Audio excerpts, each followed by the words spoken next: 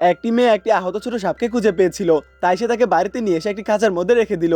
কিন্তু সাপটি তাকে দেখে সঙ্গে সঙ্গে অপছন্দ করে ফেললো। সে জানতোই না যে সেই সাপটি আসলে স্বয়ং ড্রাগন কিং। সে দেবতা হওয়ার চেষ্টা করেছিল, কিন্তু একটি পরীক্ষায় সে ভেঙে পড়ে দুর্বল ও আহত হয়ে গিয়েছিল।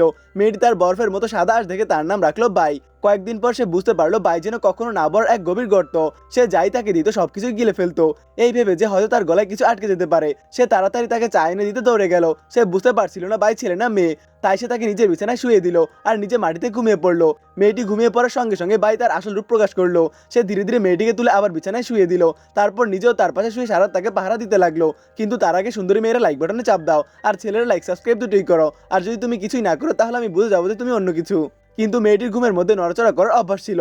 পরে সকালে ড্রাগন কিং এর ঘুম ভাঙতে সে দেখলো মেয়েটি তার উপর ছড়িয়ে ছিটিয়ে ঘুমিয়ে আছে। সে তাকে সরানোর চেষ্টা করতে মেয়েটি নড়ে উঠলো। সঙ্গে সঙ্গে সে আবার ছোট সাদা সাপে পরিণত হয়ে গেল। মেয়েটি যখন চোখ খুললো সে পুরোপুরি অবাক হয়ে গেল। তার মনে ছিল সে তো রাতে মাটিতে ঘুমিয়েছিল, তাহলে সে নিজের বিছানায় এলো কিভাবে। কিন্তু তারপর সে বুঝতে পারলো এটাই ছিল তার জীবনের সবচেয়ে আরামদায়ক ঘুম।